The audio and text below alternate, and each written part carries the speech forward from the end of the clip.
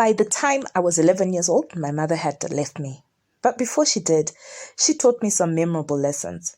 Though I must hasten to say that her teaching methods were not quite conventional, this is a story about one of those times.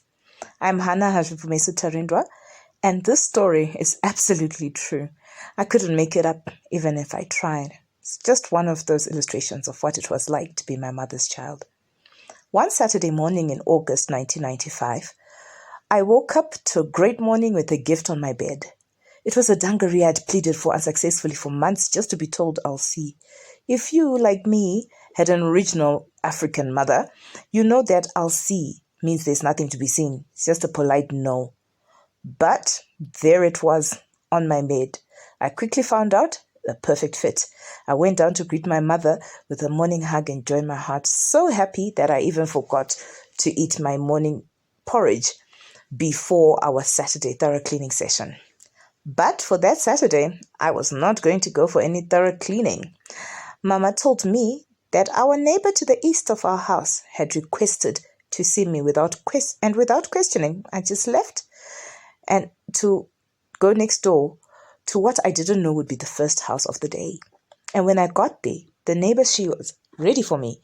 She handed me a pair of shears and casually gave me instructions on trimming their side of the hedge so it matched our side. What? I said in my head. But of course I didn't question her out loud. Back then, any mama who knew mama would somehow became your mother too. So I fake smiled and went to work in my new dungaree. Thankfully, under an hour I was done. She assessed my work and was satisfied and told me that I was free to go home. Upon arrival, I told my mom, and she said, "Oh yeah, the other lady to the west of our house also wanted to see me." I told her I was hungry, but she said, "Don't worry, it shouldn't take long." So, on to house number 2. I went quickly with the hopes of getting back to what would be now my brunch, not breakfast. At house number 2, there was a rake just after the tree a few meters from the gate. "Mangwanani," I said, approaching the mama of house number 2. "Good morning." She told me to grab the hold of the rake and just rake the front yard because her son had done the back. She said she would bring the sack in which I would put in the leaves. At this point, I could smell the hand of my mother in this. I looked at the dungaree, which suddenly felt heavy. Still, I took up the task and I raked the front yard and put all the leaves in the 50 kg sack. As I was dragging it home, tired, my mother saw me from a window and said, "Gogo, the old granny from across the road would need all those leaves for mulching a vegetable garden." And just like that, guess what? I was going on to house number 3. There, Gogo was pretty excited to see me pushing her creaking gate. I made a mental note to put oil on it for her. "Hannah," she said with enthusiasm, "you can go to the side of the house. Only those vegetables need your mulching skills." Hunger, anger, and frustration did not match her happiness. But as a good child that I thought I was, I did the work. Gogo came and assessed it and approved. I was tired.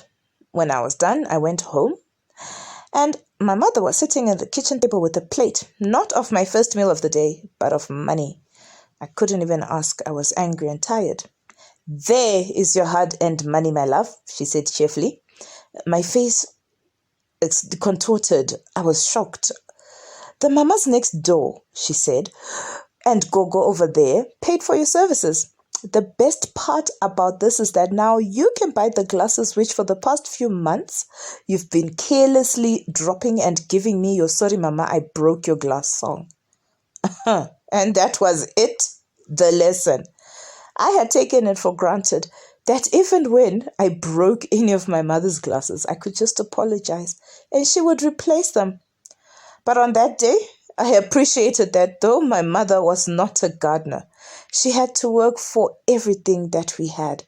And all I had to do was just to be a bit more considerate and just be careful with the glasses. My name is H Tarindwa, and this is my story.